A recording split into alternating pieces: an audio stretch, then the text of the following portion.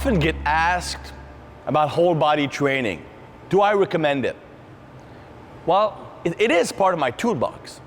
Honestly, in my career, either for myself or clients, I've used pretty much every type of training because depending on the situation, depending on the individual, it can be used, it can work. Now, with whole body training, a lot of people, they are very like two camps. It's polarizing, either it's great or it sucks.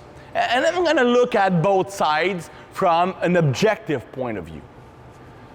Whole body training, basically training every muscle in your body to some extent at every training session. What are the pros? Well, first of all, it allows you, if you have a very busy schedule, to get pretty good results for strength and size without having to be in a gym for 5, 6, 7 days a week. Because as I explained many times in the past, especially when you're natural, to maximize muscle gain, a muscle needs to be trained at least twice a week, ideally 3 and maybe 4. That's kind of hard to do unless you're training 6 days a week if you're using a split kind of routine. So the whole body training allows you to hit each muscle to some extent 2 or 3 times a week. If you're training Monday, Wednesday, Friday, which is typical with whole body training, you will receive 3 stimulation for each muscle group. So you can grow well without having to live in the gym.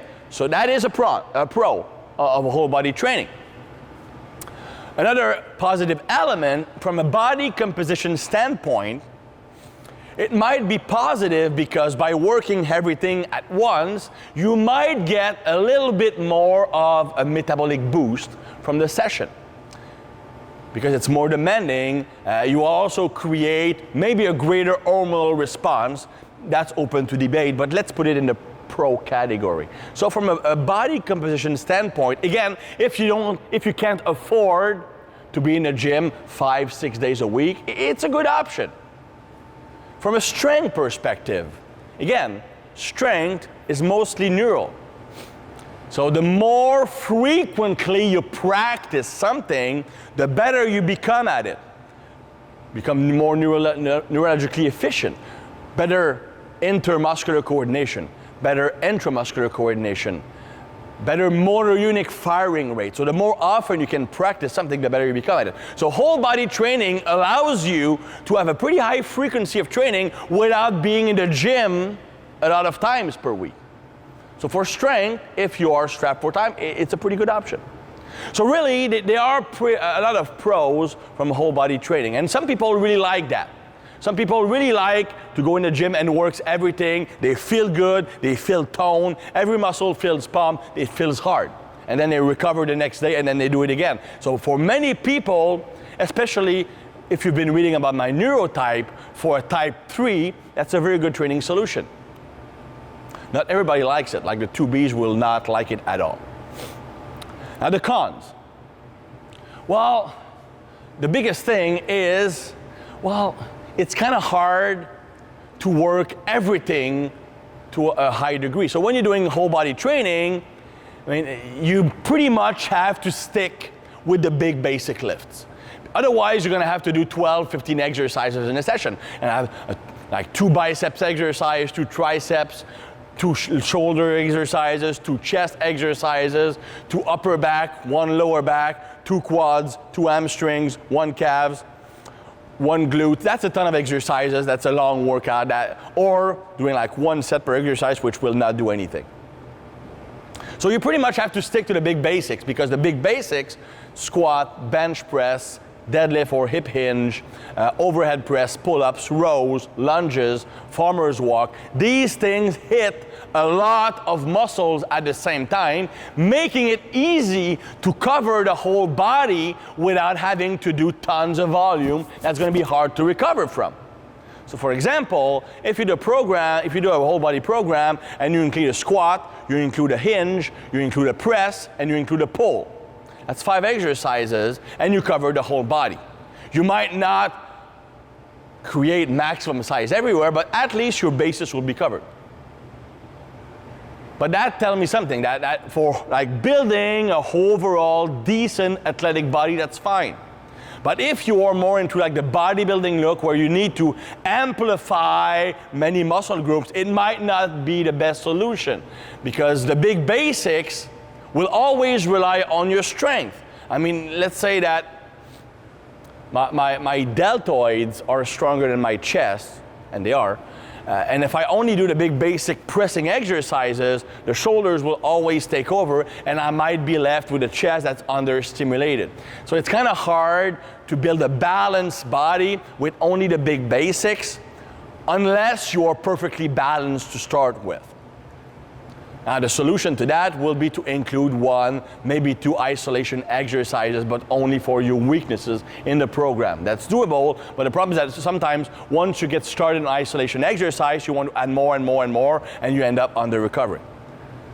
So that would be the first bad problem with first con of whole body training. The second one would be, well, let's say that even though you are limiting your program, let's say to 5 exercises or even 4, for argument's sake. Well, at the end of the program, you've done all big basic lifts. There's a very good chance that you're fatigued, you're drained. So the exercises done last in the workout will always take a back seat. Personally, I know that when I do 2 basic lifts, my nervous system is shot and I can't do any big lifts anymore. That might be the same for many people. Now the solution to that is simple, but most people don't do it. It's to change the order of the exercises. So for example, if you're doing whole body training 3 times a day, 3 times a week, then you might do your like squat and hinge first on Monday, then do them 3rd and 4th on Wednesday, and do them 4th and 5th on Friday. And then you would do your pressing exercise first here. So by changing the order of exercise, you ensure that at least your main lift are receiving maximum stimulation at least once a week. Now, of course, if you're smart, you would change your intensity based on the order of exercises. So if you're putting your pressing movements last, well, they would use less weight or higher reps and less sets than if you put them first. So you have to be smart about it. So really, whole body training can be effective if you're smart about it. Now the other downside, and that is totally dependent on your neurotype, you really can't feel like a massive pump in one specific muscle group when doing whole body training, which can be either a pro or a con. I mean, if you're a neurotype 2B, you need that sensation, that strong mind-muscle connection, that big pump, then doing a whole body training will probably not give you what you need. But if you're more neurally driven, it can work. And if you're someone who is afraid of becoming too big, like many women are, then the whole body training will take that pump feeling away, which will convince them, hey, I'm not getting like Hulk. But if you are really into that big pump and feeling jacked, the whole body training will not give you that. So really, it's not a bad approach. But if you're going to use it, you have to be smart about it. You have to change the order of exercises.